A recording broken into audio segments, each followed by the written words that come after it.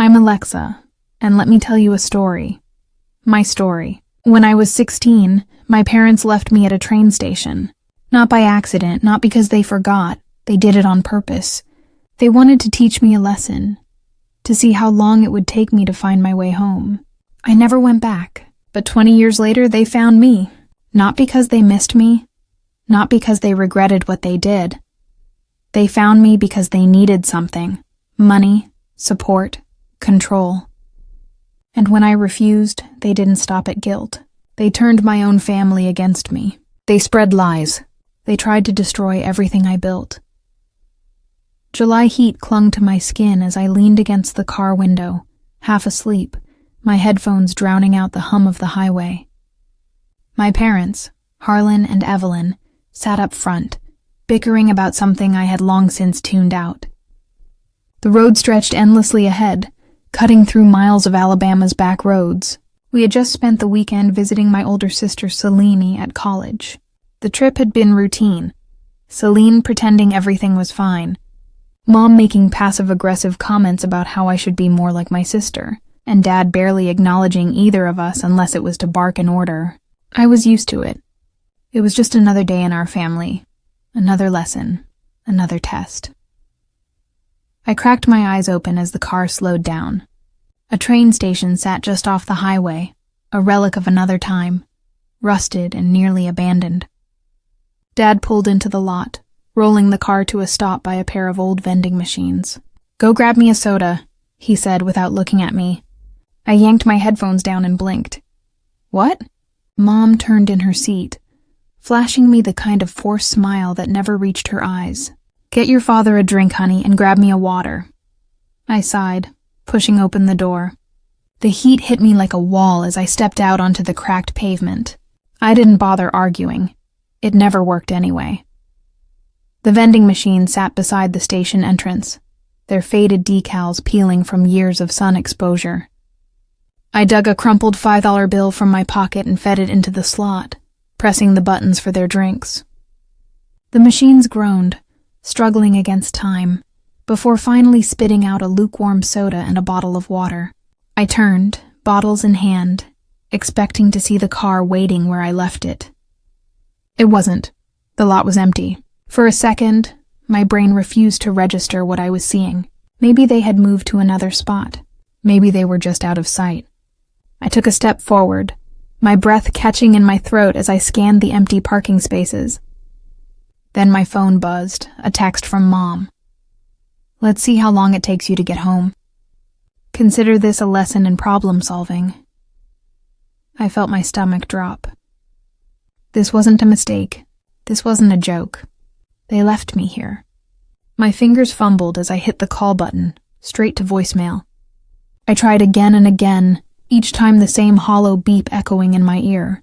I stood there, gripping the soda so tightly the plastic crinkled beneath my fingers, my heartbeat pounding in my ears, drowning out the distant sound of a train horn.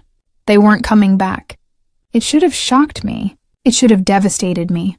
But instead an eerie calm settled over me. This wasn't the first time they'd pulled something like this. When I was 13, they had locked me outside in the middle of a storm because I forgot to take the trash out. At 14, they made me walk 6 miles home from school in the rain as punishment for missing the bus. This was just another lesson, another twisted way of proving that I was disposable.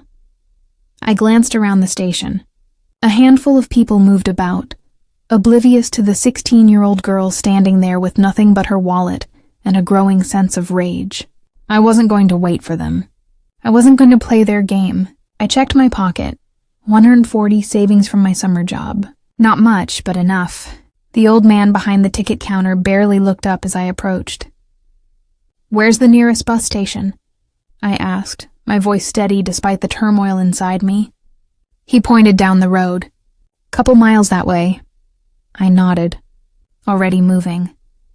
My phone buzzed again. Another text from Mom. "Don't you dare call your aunt. Your father says you need to figure this out on your own." I blocked the number. Then I did exactly what they told me not to. The phone rang twice before a familiar voice answered. "Alexa?" I swallowed hard. "Marigold, can you help me?" My voice was steady, but inside I was crumbling. Aunt Marigold's voice was sharp with worry. "Where are you?" I swallowed hard, gripping the phone so tight my knuckles turned white. I was standing alone at a train station, abandoned by the people who were supposed to love me. My heart pounded in my chest, but my voice came out eerily steady. "They left me at Marigold," I managed. "They just drove away." There was a pause, then a sharp intake of breath. "Stay right there, sweetheart. I'm coming to get you. That was 20 years ago." Now I stood in the corner office of Apex Developments, my company, staring out over the Austin skyline. The city was alive, the streets below buzzing with movement, but in my office, it was just me and the past creeping back in. My phone sat on my desk, the screen still lit with missed calls, 39 of them. I ignored the unknown numbers. My eyes zeroed in on the only one that mattered. Celine, a name I hadn't seen in 2 decades. My stomach twisted as I pressed play on the first voicemail. "Alexa, please pick up. Mom and Dad found you. They need your help." My grip on the phone tightened. That name, that tone. She still called me Alexa like we were kids, like nothing had happened. I exhaled sharply and deleted the voicemail. The next one was just crying. By the third, she sounded frantic. "Alexa, please, you don't understand. They're desperate. Just talk to me." I set the phone down before I could smash it against my desk. They had found me, and I knew exactly what that meant. I walked away from them 2 decades ago with nothing but a bus ticket and a burning need to survive. I worked 3 jobs, slept in a studio apartment that smelled like mold, and clawed my way through college. Every brick of Apex Developments had been built with the life they tried to destroy. Now, just as I was finally free, they wanted back in. I sat down, hands shaking slightly as I ran them through my hair. My reflection in the window was calm, composed, but my mind was anything but. I knew this day would come. I just hadn't expected it to be now. I scrolled through my voicemails until I saw a name I hadn't spoken in 20 years. Harlan Whitmore. My father. I hesitated for half a second before pressing play. The moment his voice hit my ears, something inside me froze. "You think you're better than us now?" His voice was slurred, thick with something I recognized all too well. Bitterness and alcohol. "We made you, Alexa. Everything you have is because of us." I clenched my jaw as he rambled on. "You think you can just erase us after everything we did for you?" He scoffed. "Well, guess what? Life doesn't work that way. You owe us." The voicemail ended abruptly. A second later, a text popped up. "Your father is very disappointed in you, Alexa. We need to talk. Call us." I stared at the message, my chest tight. Disappointed? They abandoned me at a train station, vanished from my life, and now I had disappointed them? The anger was white-hot. They hadn't changed. Not one bit. I leaned back in my chair, my fingers tightening around my phone as I swallowed the lump in my throat. The part of me that was still 16, standing alone on that train platform, wanted to scream. But I wasn't 16 anymore. I wasn't lost. I wasn't alone. And I wasn't going to run this time. I opened my messages and typed out a response to Celine. Tomorrow. Denny's on 5th. 7 a.m. Come alone or don't come at all. I hit send, then set my phone down and looked back out at the city. Tomorrow morning, I would see my sister for the first time in 20 years. And this time, I wasn't afraid. I was already at Denny's when Celine walked in, eyes scanning nervously for me. She looked almost the same. Same high cheekbones, same tense shoulders. But the years had added something new. The slight slump in her posture, the lines at the corners of her mouth. She had always been the perfect daughter, the one who obeyed, who smoothed things over, who played along. But now she looked like someone carrying too many secrets. Our eyes met for a moment. Neither of us moved. Then she made her way over, tucking a strand of hair behind her ear. "Hey, Alexa." I took a slow sip of my coffee before answering. I'm not Alexa anymore. I'm Alex Whitmore. Her smile faltered. Right. Sorry. She slid into the booth across from me, fingers fidgeting with the laminated menu. It's been a long time, she said. I didn't reply. I just watched her, waiting for the real reason she was here. She sighed, setting the menu down. You look good. I raised an eyebrow. And you look nervous. Celine let out a quiet laugh, but it didn't reach her eyes. Yeah, well, this is complicated. No, Cel, it's actually pretty simple. I leaned forward. You want something. Just say it. Her lips pressed together, then she exhaled. Mom and Dad. They're struggling. There it was. She didn't wait for me to respond. The words spilled out, rehearsed, practiced. Dad lost a lot of money gambling. Mom racked up debt. They're drowning, Alex. The house is in foreclosure. I clenched my jaw, staring at her. They need help, she continued. They need you. I let out a slow, deliberate breath. I don't owe them a damn thing. Celine flinched. I'm not asking you to forgive them. She swallowed. I just want you to listen. My fingers tightened around my coffee cup. The audacity of it. Listen.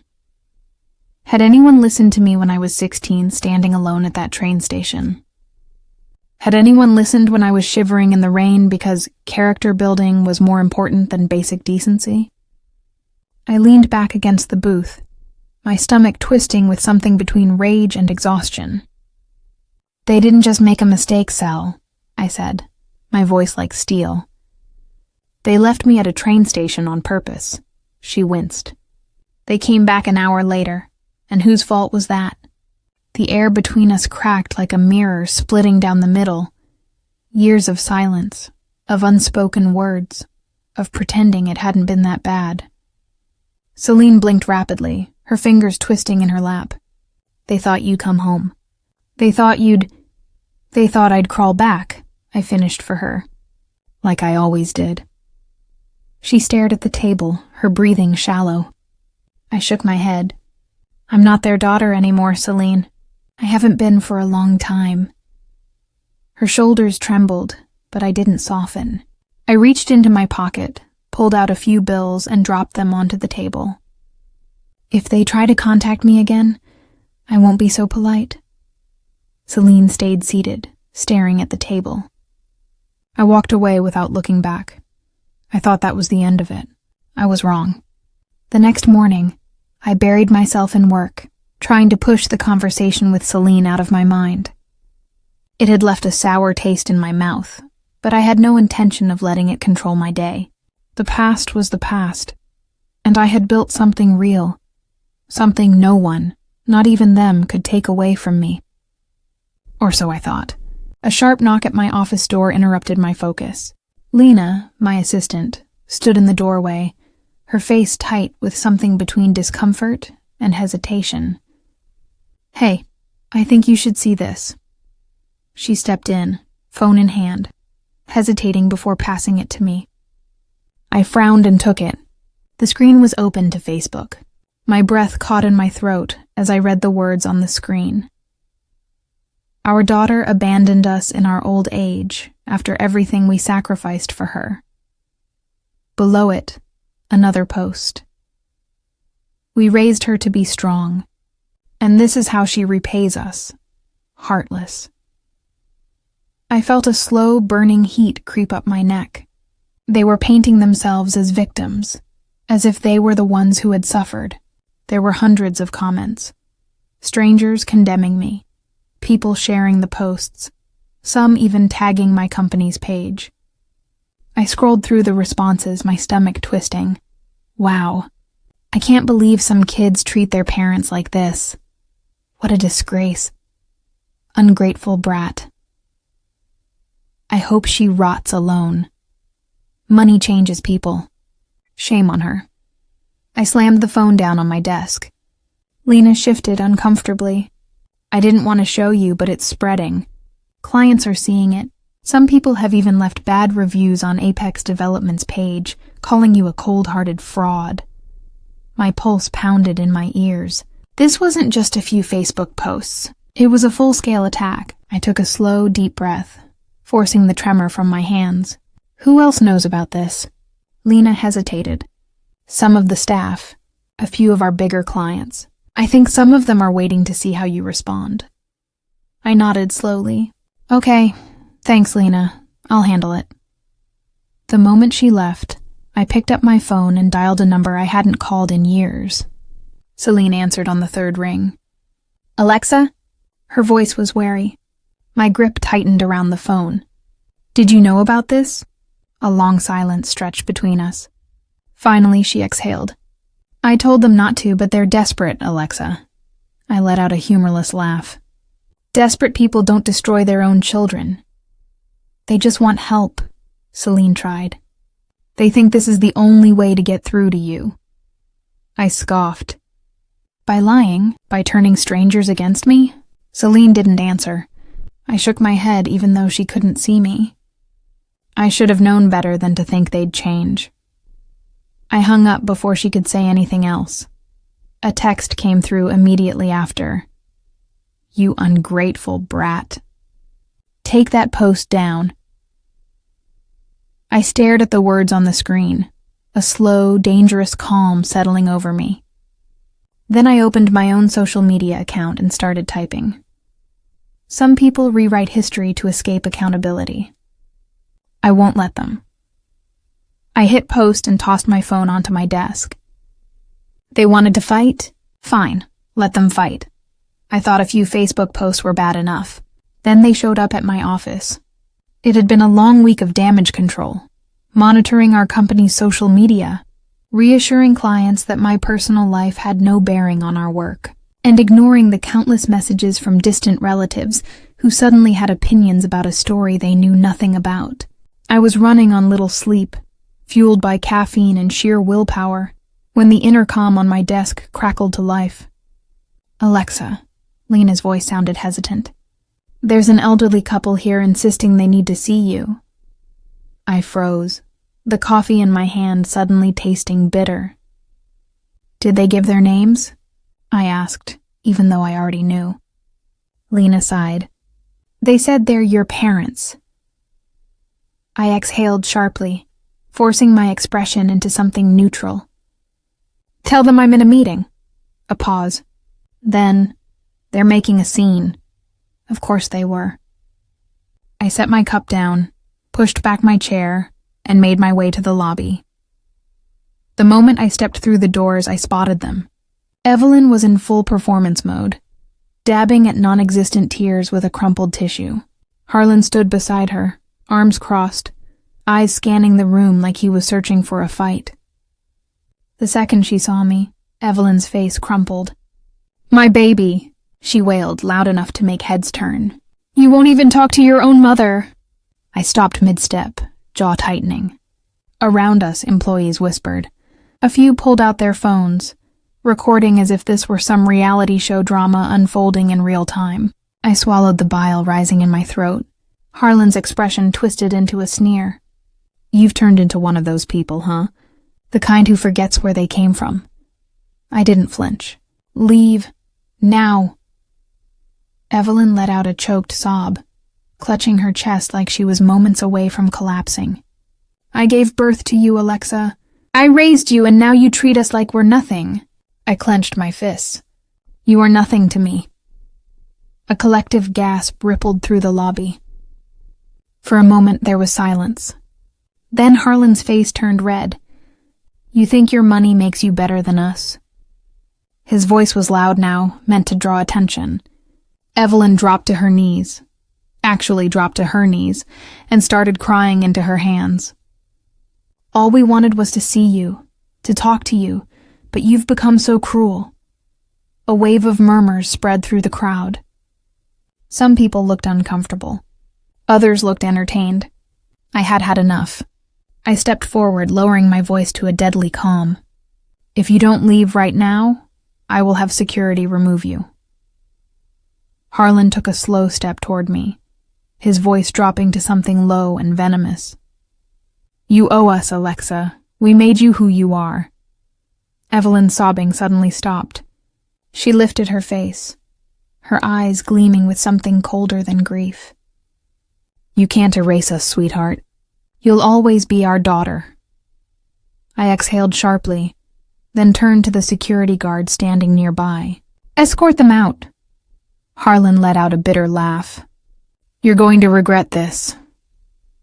Evelyn stood up, smoothing her dress like nothing had happened. "Poor thing," she murmured, just loud enough for those nearby to hear. "Too much money, not enough heart." I watched as security led them out, their voices echoing through the glass doors. I should have known they weren't finished. This was just the beginning. The next day, I got a letter from a lawyer. Lena placed the thick envelope on my desk, her brows furrowed. "This came by courier. It's from a law firm." I didn't move right away. I just stared at it, an odd sense of déjà vu washing over me. Another escalation. Another attempt to drag me back into the mess I had spent years escaping. Slowly, I picked it up, tearing the top open. The moment my eyes skimmed the first few lines, my pulse pounded. My parents were filing a legal claim against me under filial responsibility laws. I let out a short, humorless laugh. Unbelievable. They were actually trying to force me, legally force me, to support them financially.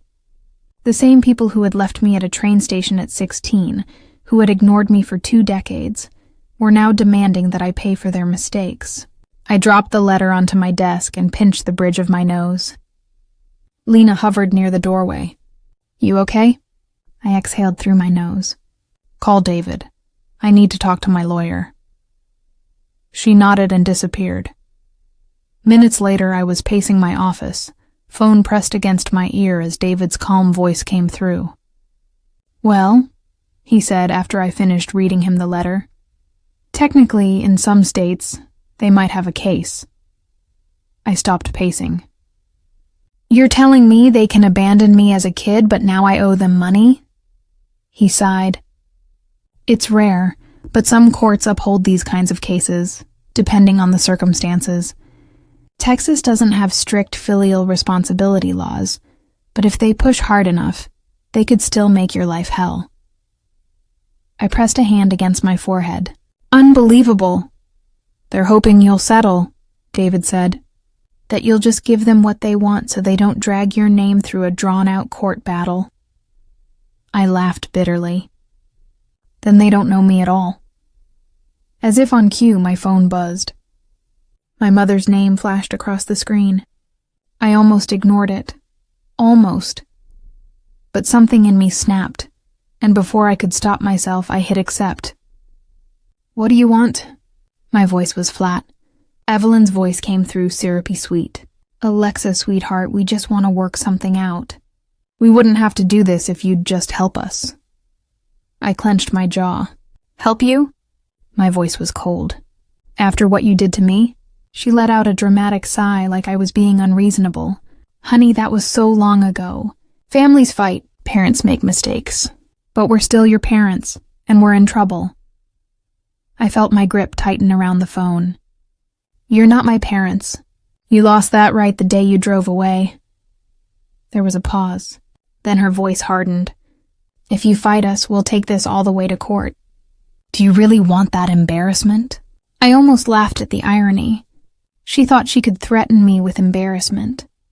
I felt my anger crystallize into something sharp, something unbreakable. "Try me," I said, voice steady. Then I hung up. I stood there for a long moment, my heartbeat steady, not from fear, but rage. They thought they could break me. They had no idea who they were dealing with. Then they went after my business. I should have expected it. After the lawsuit, after the social media spectacle, after every desperate attempt to claw their way back into my life. Of course they wouldn't stop there. But knowing something is coming doesn't make it sting any less when it finally hits. I was at my desk, flipping through paperwork, when Lena knocked and peeked inside, her expression uneasy. You might want to check your email, she said carefully. I raised an eyebrow but grabbed my phone. The moment I saw the subject line, my stomach twisted.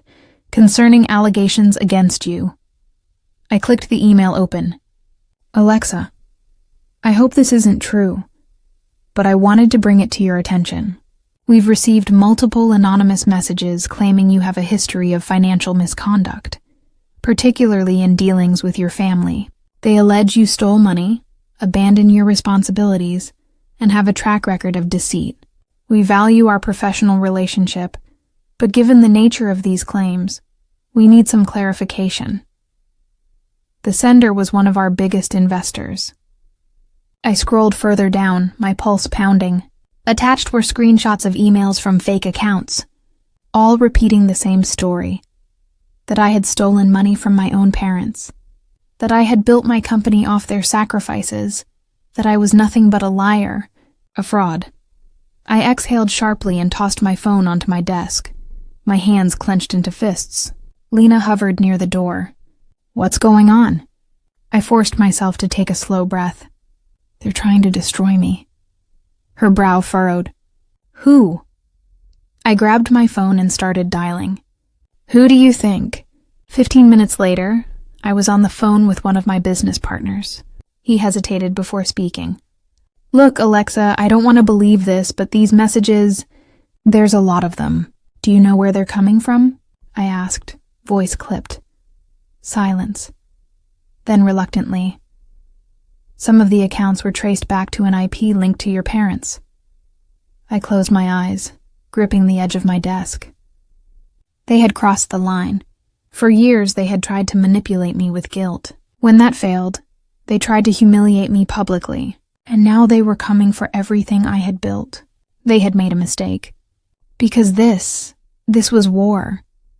I called an emergency meeting with my PR team.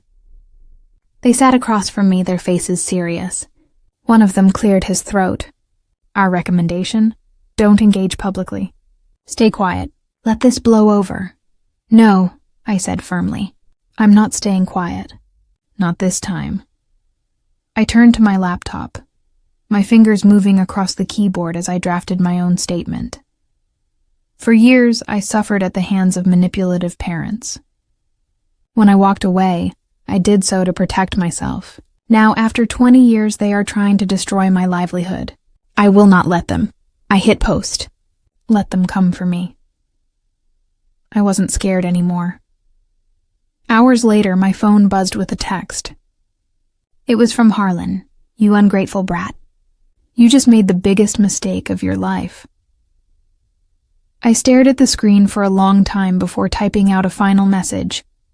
If you continue, I will take legal action. This is your last chance. I hit send. No response. But I knew they wouldn't stop. They wanted war. Fine, I'd give them one. The next day I received a court summons. Lena walked into my office, her face pale as she placed a thick envelope on my desk. It's from a law firm, she said carefully. I already knew who it was from. I took the envelope, tearing it open with slow, deliberate movements. The bold official text at the top confirmed my suspicions. Harlan and Evelyn Whitmore versus Alexa Whitmore.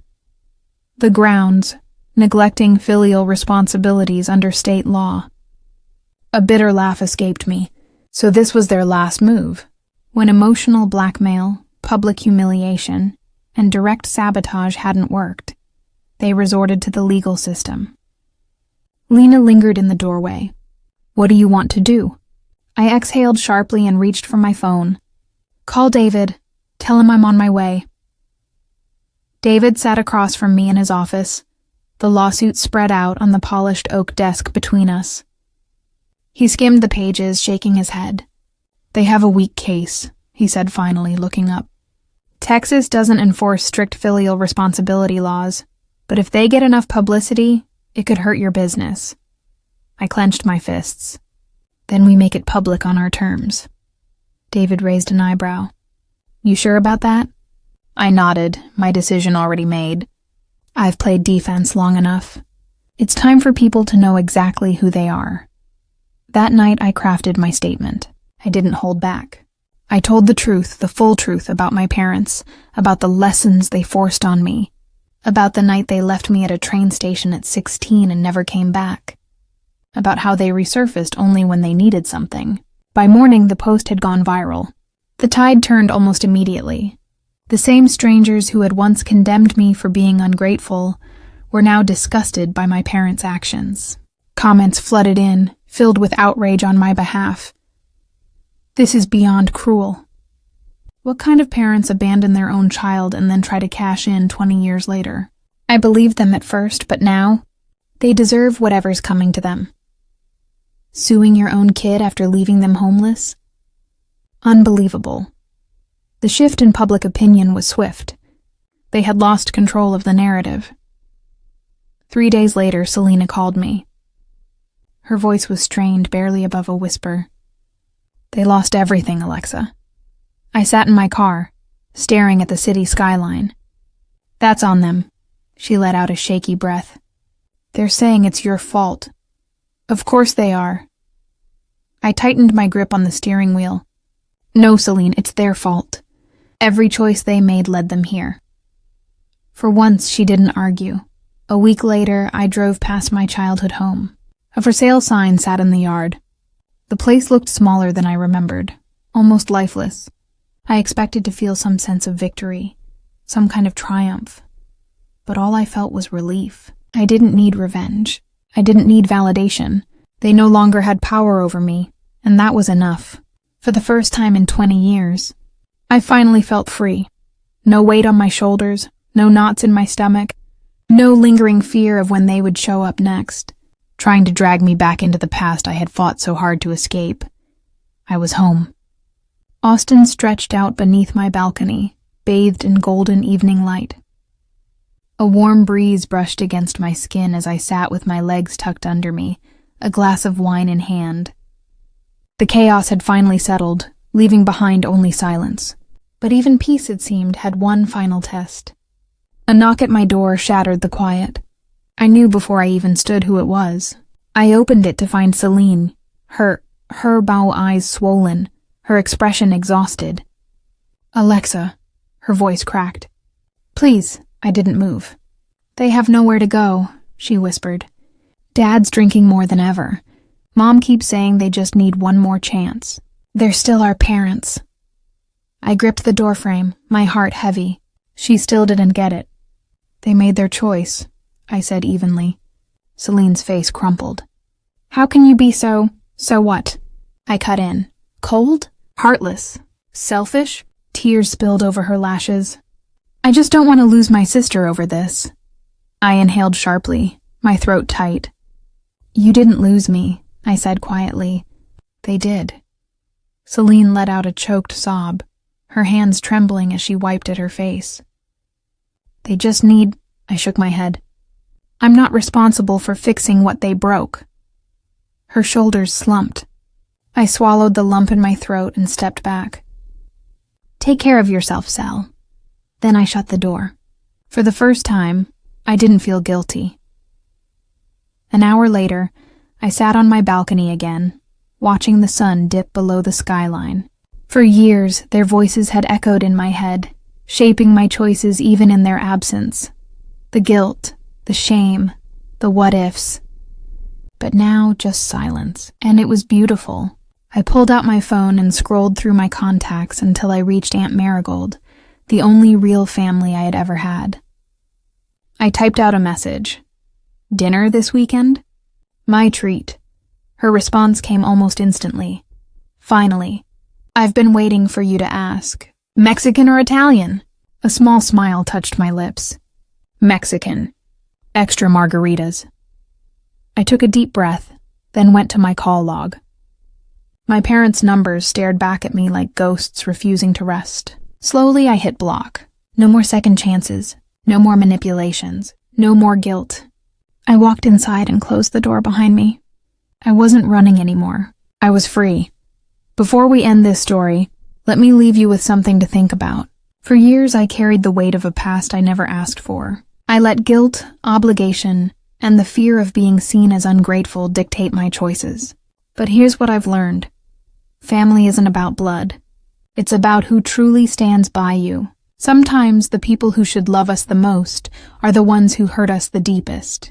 And when that happens, you have two choices. Let it define you or let it go. Walking away doesn't make you weak. It makes you strong. Setting boundaries isn't cruel. It's survival. And choosing yourself after years of being told you don't matter, that's liberation. So if you've ever been made to feel guilty for choosing peace over toxicity, let me tell you this. You don't owe anyone your suffering just because they share your DNA. You deserve to be free. Now I'd love to hear from you. Have you ever had to walk away from a toxic relationship, family or otherwise? How did it change you? Drop a 1 in the comments if this story resonated with you, or let me know where you're watching from. And if you didn't like this video, tell me why. I appreciate all perspectives. If this story moved you, don't forget to subscribe so you never miss another powerful story. Your support means everything, and I can't wait to share more with you soon. Until next time, choose yourself, always.